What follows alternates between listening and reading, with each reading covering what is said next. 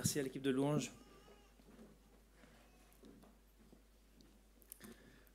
Bonjour à tous. Ouvrez vos Bibles, s'il vous plaît, dans Actes, au chapitre 13. Si vous avez cette Bible entre vos mains, c'est la page 717. On continue notre série sur les débuts du christianisme. Et le texte aujourd'hui va nous emporter sur l'île de Chypre. Et pendant que vous cherchez, je voulais remercier toute l'équipe qui s'est occupée hier de nos enfants. Dans cette salle hier, il y avait une trentaine d'enfants. Pour une journée spéciale enfants, ils ont fait des bricolages, ils ont fait des jeux. Il y a une histoire de la Bible, ils sont allés au parc, ils sont revenus. Merci à Ado qui était là pour animer ce moment hier. Et il y avait Roman Schwager, Laurie et Florian, Nathalie Escarat, Théo et Marine, Mathieu Lucena et Sonia. Merci à chacun de vous pour prendre soin de nos enfants.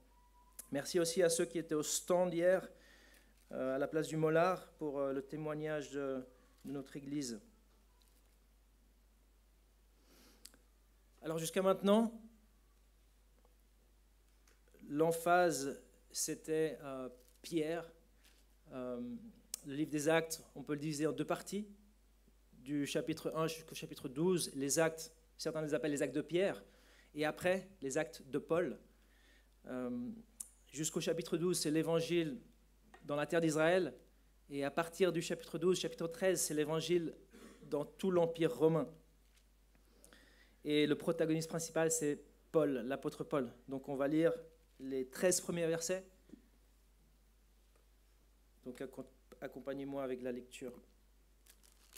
Acte 13, versets 1 à 13.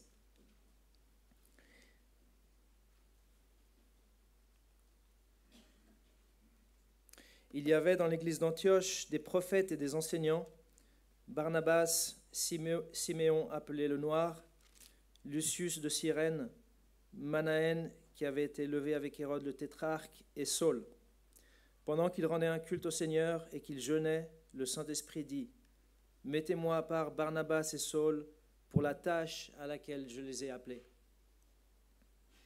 Après avoir jeûné, prié et posé les mains sur eux, ils les laissèrent partir.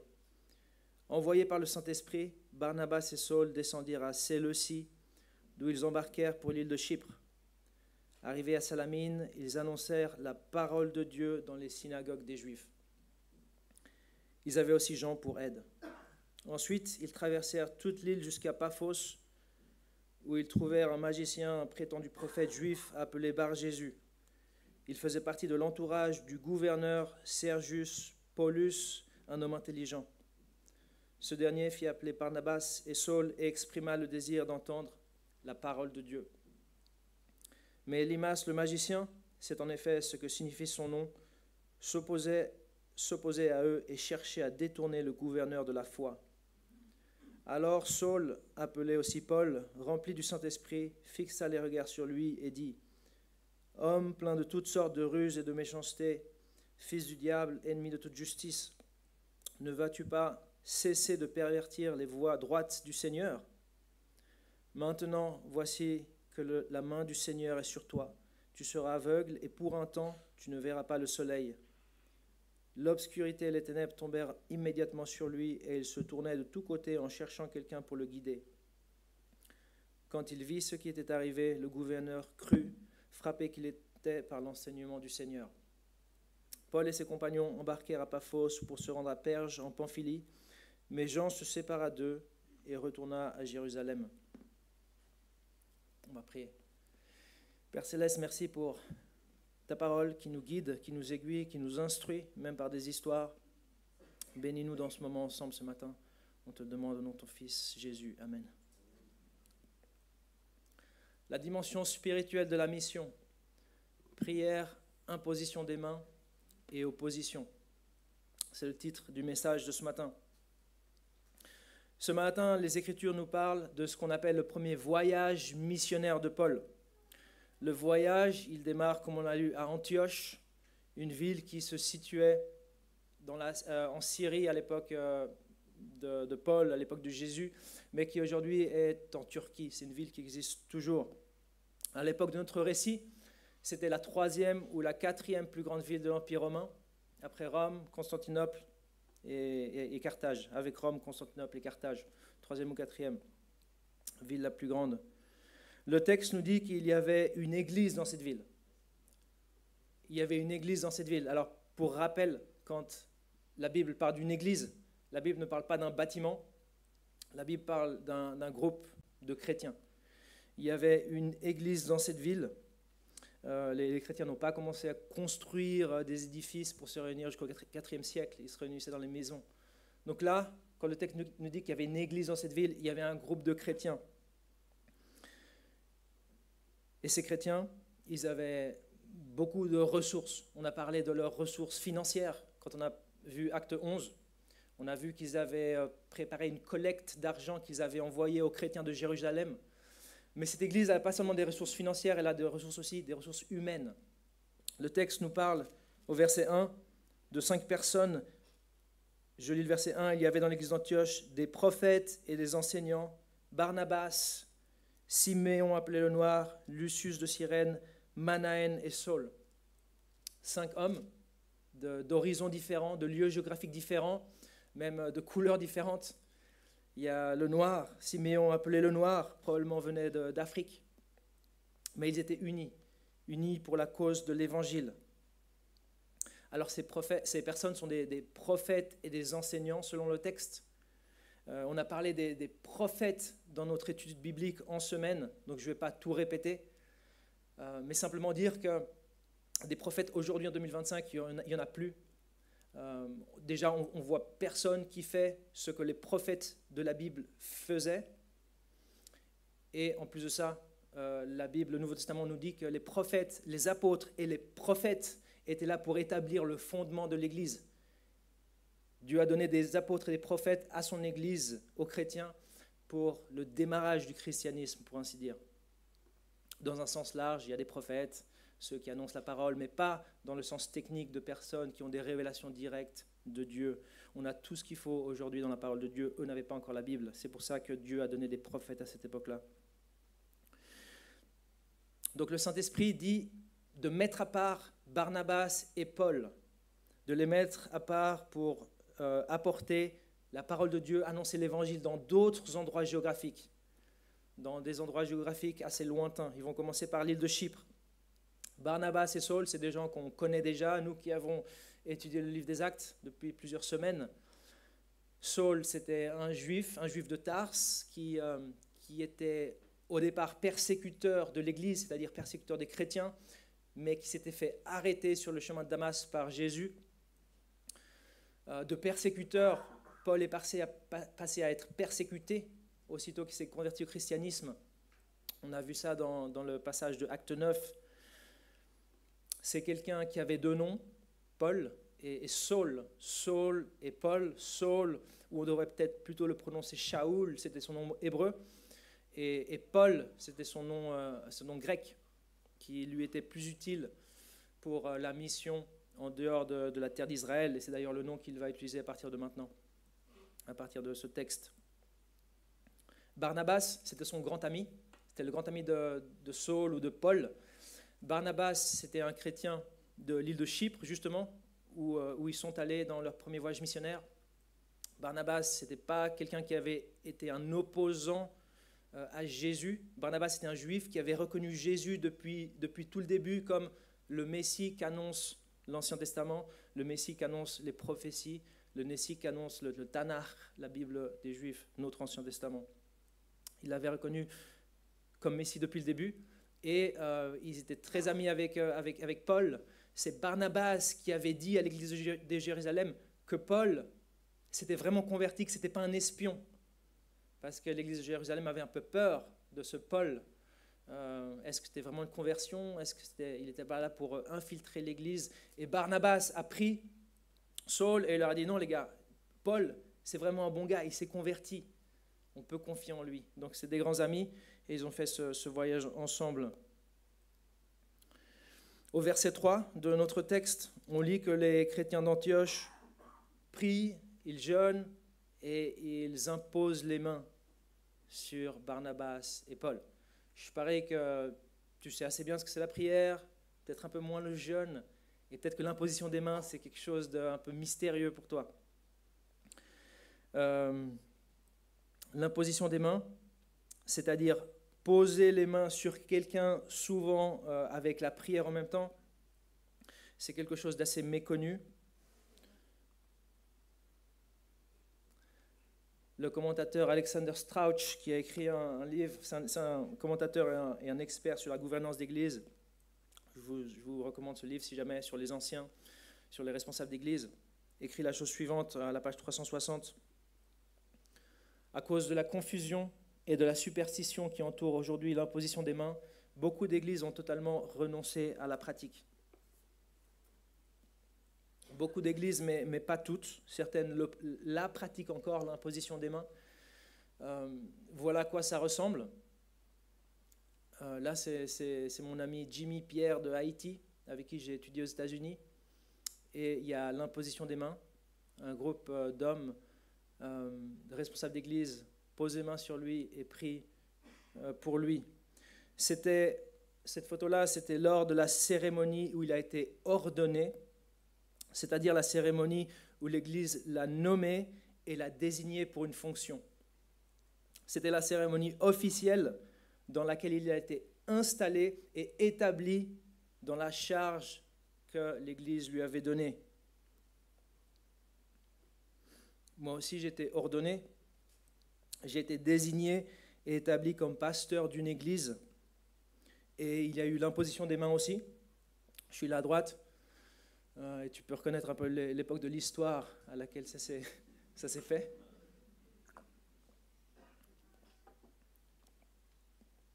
C'était le 23 janvier 2022. Et même le Covid n'a pas pu nous empêcher de le faire. Le pasteur qui est là au milieu a dû démissionner en raison de la santé de sa femme. Et il a désigné, il a établi 3 pasteurs dans l'église où j'étais. Alors écoutez bien, parce que l'imposition des mains, c'est quelque chose qui est parfois mal compris. Premièrement, il faut savoir que c'est un acte symbolique. C'est un acte symbolique. Il n'y a rien de mystique dans cette pratique-là. Alors, si c'est symbolique, peut-être ta question c'est, ok, mais alors ça symbolise quoi? Eh bien, l'imposition des mains, elle symbolise au moins 2 choses. Premièrement, elle est un symbole d'identification. En Actes 8, 17, qu'on a vu ces dernières semaines, Pierre et Jean posent les mains sur les Samaritains en signe d'identification avec eux. Il y a maintenant une identité commune entre Juifs et Samaritains grâce à leur appartenance à Jésus. En Acte 9, 17, c'est Ananias qui pose les mains sur Paul.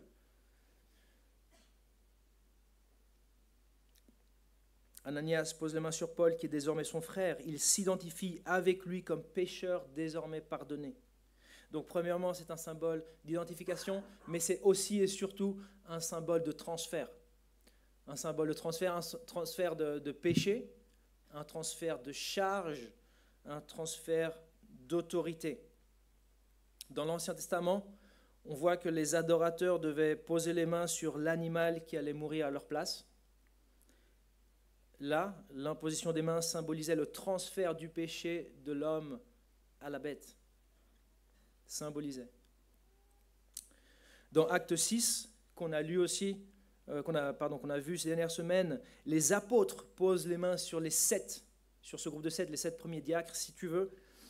Qu'est-ce qu'ils font? Ils leur transfèrent la charge de distribuer les repas, ou je pense plus probablement de distribuer l'aide financière aux nécessiteux de l'Église.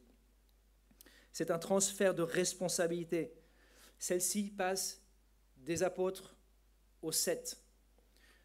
J'en parle plus si tu es intéressé, en page 169 et 170 de ma thèse doctorale.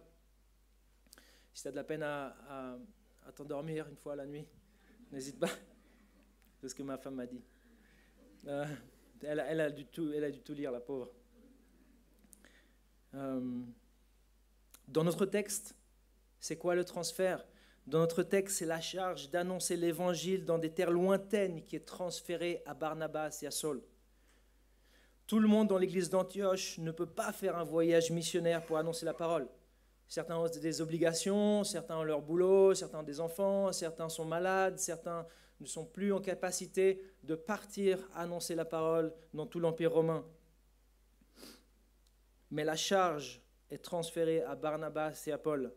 Avec l'imposition des mains, l'église d'Antioche s'identifie avec ces hommes et leur transfère la tâche. Il y a une vraie association qui est illustrée par ce symbole solennel. Alors voilà pour l'imposition des mains. Je voulais en parler parce que c'est souvent mal compris et il y a beaucoup de folklore un peu dans certaines églises par rapport à l'imposition des mains. Rien de mystique, c'est symbolique, mais c'est solennel. Et c'est symbole d'identification, c'est symbole de transfert de quelque chose. Les versets suivants parlent de l'itinéraire du voyage de Barnabas et Saul.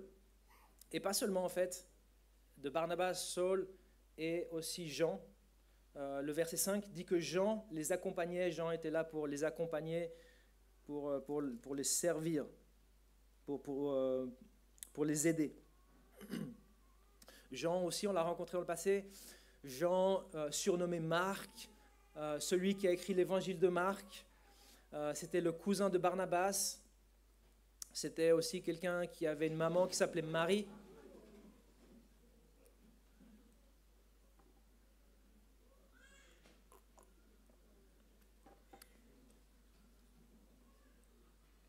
C'était aussi quelqu'un qui avait une maman qui s'appelait Marie. Et cette Marie avait une grande maison à Jérusalem. Et donc probablement venait d'une famille aisée. Donc les trois, ce trio part. Ce trio, il part en bateau. Et ils partent d'Antioche. Et ils arrivent sur la côte est de l'île de Chypre, dans une ville appelée Salamine. Et là, pour ce trio, c'est enfin les vacances. Ils vont pouvoir entrer dans leur hôtel tout compris et ils vont pouvoir lézarder au soleil. Non, en fait, pas vraiment. Ils ont mieux à faire. Le texte nous dit qu'ils annoncent la parole de Dieu. Ils annoncent le message de Dieu. On pourrait traduire le message de Dieu, logos. Ils annoncent le message de Dieu. Ils annoncent quoi? Le message chrétien. Alors c'est quoi ce message si important? C'est quoi ce message qu'ils annoncent? Ce message si important que des gens ont prié, ont jeûné et ont imposé les mains dans un acte, dans une cérémonie solennelle. C'est quoi ce message si important? C'est le message que si tu crois en l'existence de Dieu, tu iras au paradis? Non, pas vraiment. En fait, la Bible dit que les démons aussi croient dans l'existence de Dieu et ils tremblent. Croire en l'existence de Dieu n'est pas suffisant. C'est quoi ce message que ce trio annonce? C'est le message que si tu fais plus de bien que de mal, tu iras au paradis? Non, en fait, la Bible ne dit jamais que les bonnes actions compensent ou annulent les mauvaises. En fait, c'est comme dans un tribunal humain. Le juge va regarder à tes infractions, le juge va regarder à tes transgressions, tu vas être jugé pour tes violations de la loi. Et toutes tes bonnes actions, c'est bien, mais elles ne vont pas annuler les mauvaises. Ton tri ou ton écologie ne va pas compenser tes mauvaises actions, que tu aies dépensé toute ta fortune pour construire un hôpital en Afrique pour des orphelins, peut-être ne va pas compenser les mauvaises actions. Ça ne marche pas comme ça, c'est la même chose dans un tribunal humain. La seule chose qui va te faire éviter le châtiment, c'est que tes péchés soient pardonnés, c'est que tes fautes soient effacées, c'est que ta dette soit remise. Alors comment être pardonné de ses péchés et comment avoir ses fautes effacées? Alors justement, c'est le message que ce trio annonçait. Ce message, en fait, on va le voir en détail dans la suite des versets une prochaine fois, mais regardez avec moi le verset 38. Regardez le verset 38 de Acte 13.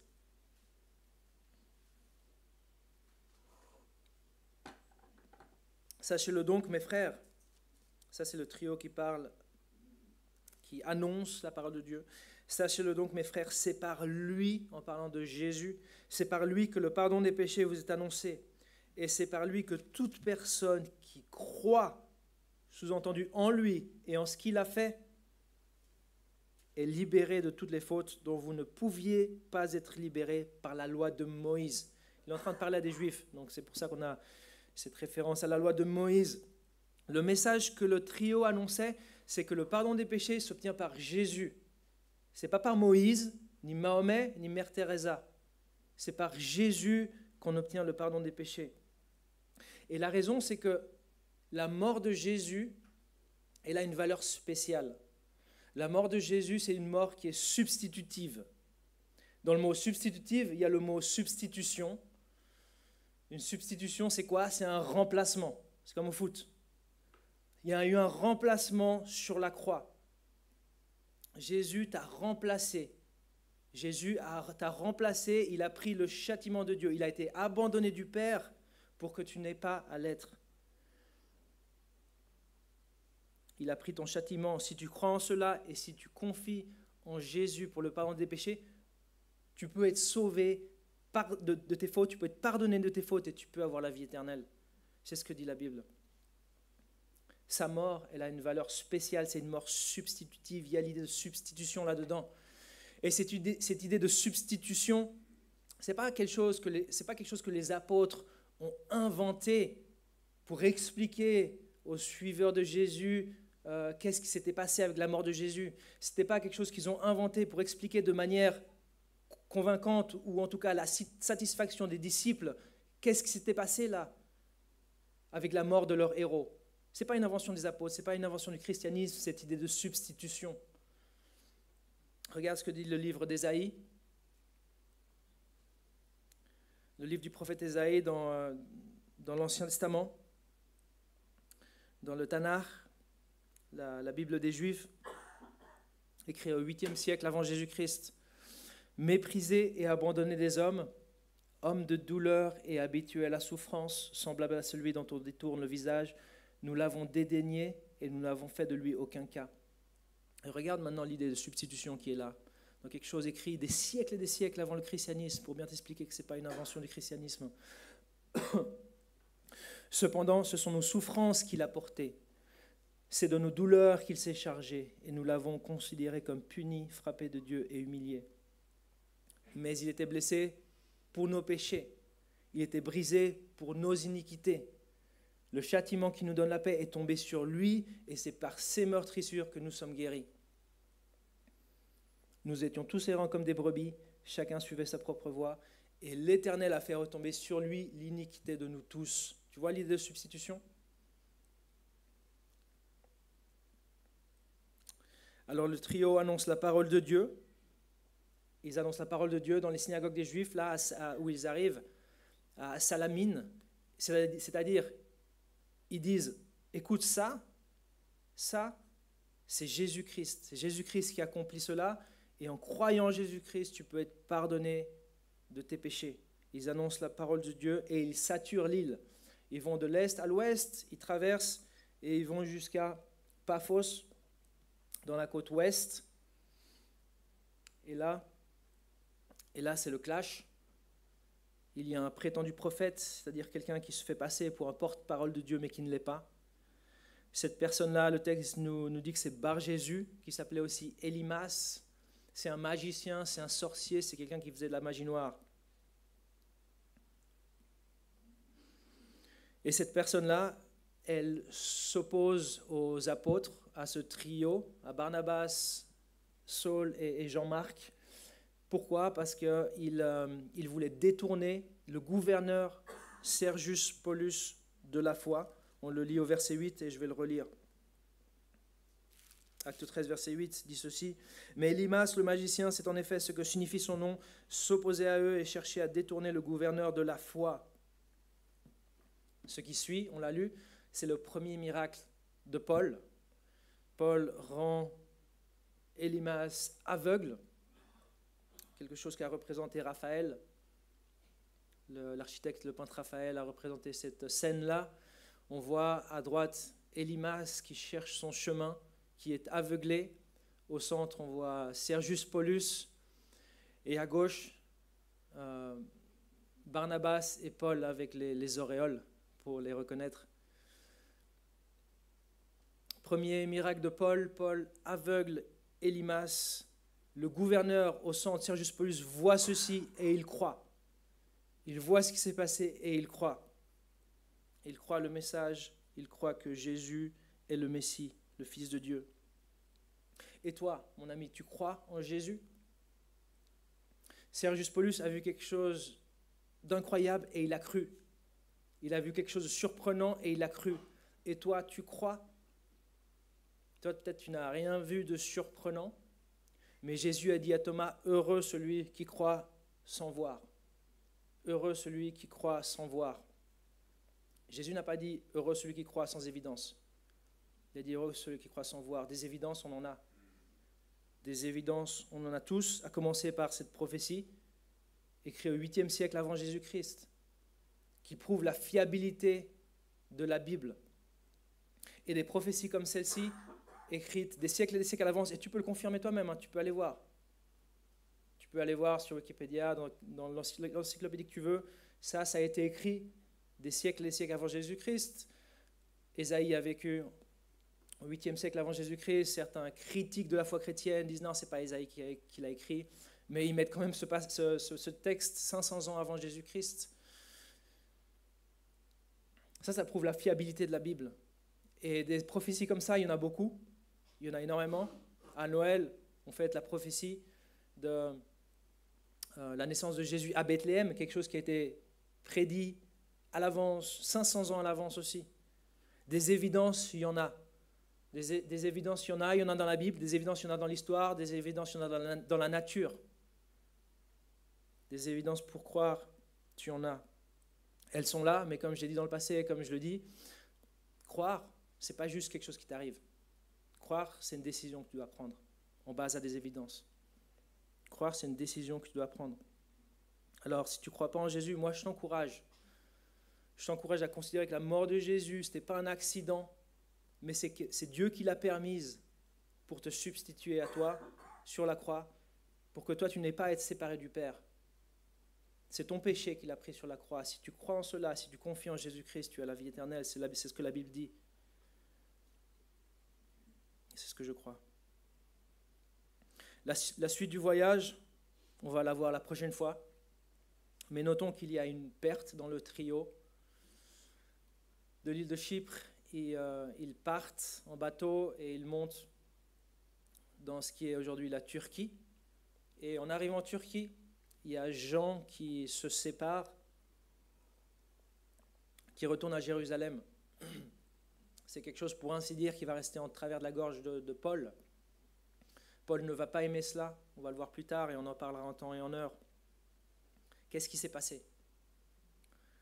Est-ce que Jean avait sous-estimé la difficulté de la mission? Est-ce que Jean, c'était trop dur au niveau du confort? Jean, comme on le dit, hein, il venait de Jérusalem, il avait une grande maison, donc on pense que s'il venait d'une famille aisée, à l'époque ceux qui avaient des grandes maisons venaient des familles aisées, c'est un peu la même chose aujourd'hui. Est-ce que c'était trop dur la mission pour lui? Est-ce qu'il avait besoin de son petit confort? On ne sait pas, mais désormais le voyage se passe à deux. Barnabas et Saul vont évangéliser la Turquie, on va le voir la prochaine fois. Avant de finir, j'aimerais relever 3 choses ce matin, et avec ça on va finir. Je crois que cette portion de l'Écriture qu'on a lue, elle nous rappelle plusieurs choses. Premièrement, elle nous rappelle que la tâche de l'Église envers la société, elle consiste à annoncer la parole de Dieu. Regarde le verset 2 de nouveau avec moi. Le verset 2. Pendant qu'il rendait un culte au Seigneur et qu'il jeûnait, le Saint-Esprit dit, « Mettez-moi à part Barnabas et Saul pour la tâche à laquelle je les ai appelés. » C'est quoi la tâche à laquelle il les appelait? Regarde le verset 5. Arrivés à Salamine, ils annoncèrent la parole de Dieu. Ils annoncèrent la parole de Dieu. La tâche de l'Église consiste à annoncer la parole de Dieu. La tâche de l'Église consiste à annoncer la parole de Dieu, pas premièrement à fournir de l'aide sociale. Pardon, il y a tout qui apparaît en même temps. Pas premièrement à fournir de l'aide sociale. Barnabas, Paul et Jean, ils ne sont pas partis pour distribuer des soupes, des habits ou des médicaments.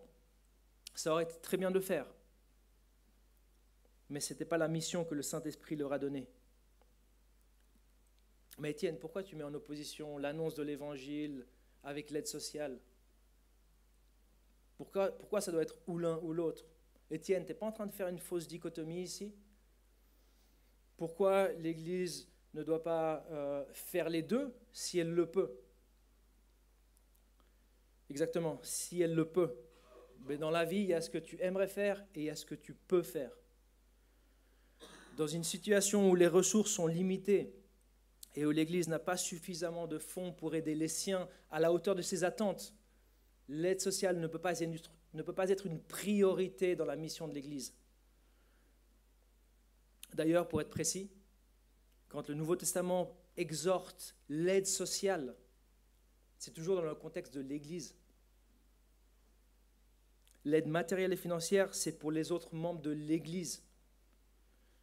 On l'a vu à maintes reprises dans le livre des Actes, comme par exemple en Acte 6, où les veuves de l'Assemblée étaient aidées, soit par des repas, soit par une aide financière, je crois.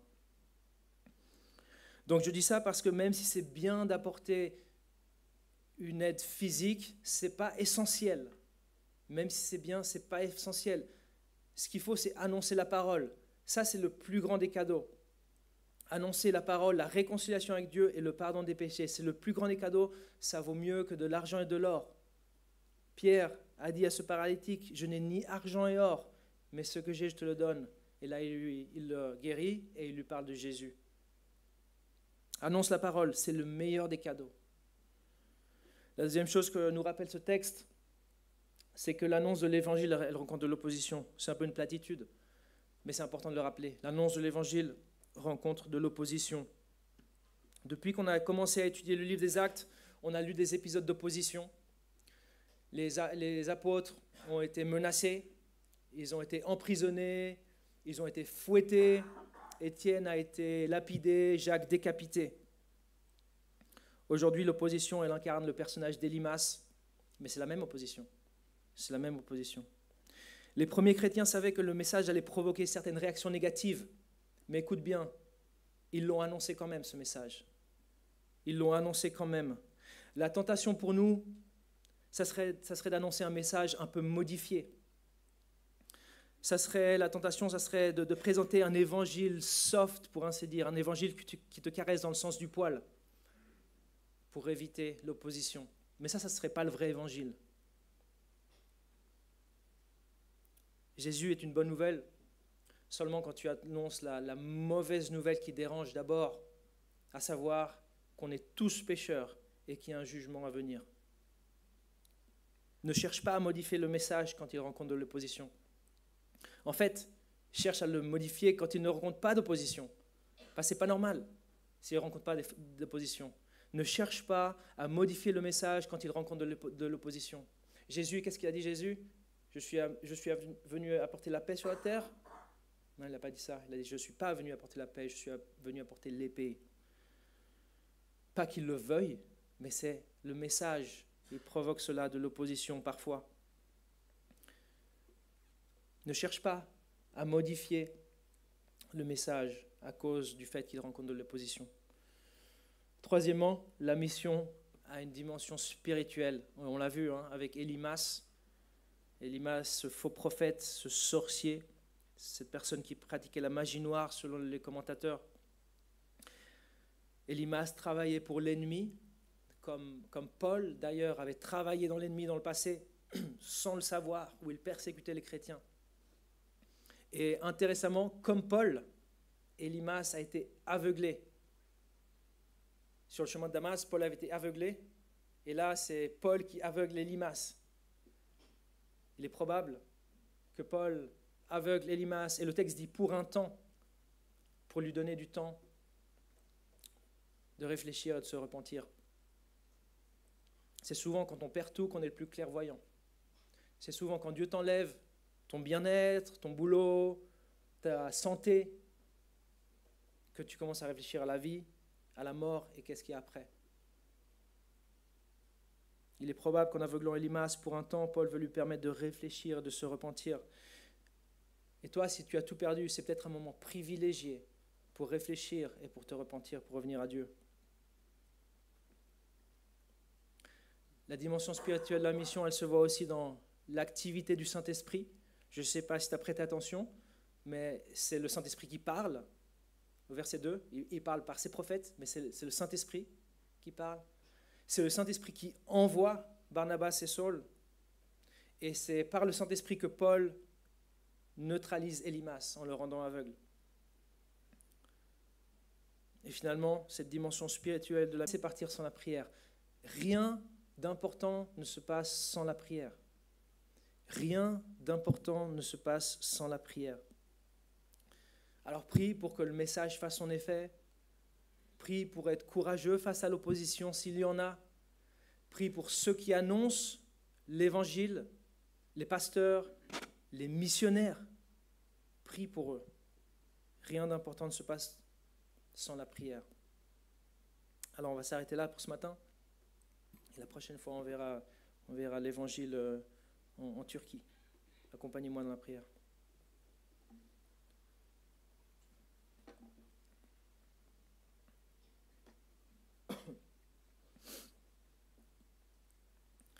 Seigneur, merci pour ce passage, merci pour cette église d'Antioche, cette église mûre qui a compris la mission, qui a mis de côté des personnes, qui a prié, qui a jeûné et qui les a envoyés pour que 2000 ans plus tard, ce soit nous qui recevions l'évangile. Seigneur, tu nous apprends tellement de choses dans ce texte par rapport à l'importance d'annoncer ta parole comme eux l'ont fait. Tu nous révèles le fait qu'il y aura de l'opposition à certains moments. Et je te demande qu'on n'ait pas la tentation, l'envie, la volonté, qu'on ne modifie pas le message de l'Évangile à cause de cette opposition. Parce que c'est ce message de vérité, c'est ce message qui change les cœurs. C'est la vérité qui nous rend libres, c'est la vérité sur notre péché, sur notre nécessité de revenir à toi, de te demander pardon, de nous repentir. Et on te remercie, Seigneur, de ce que quand on fait cela, eh bien toi, tu nous ouvres les bras comme un papa. Parce que tu as déjà tout accompli pour que nous puissions être sauvés. En Jésus-Christ, qui nous a substitués sur la croix, qui a pris notre châtiment, notre condamnation. Et par cette croix, tu montres ton amour et ta justice. Et on te remercie pour ce que tu as fait, pour ton Fils Jésus, qui est allé volontairement.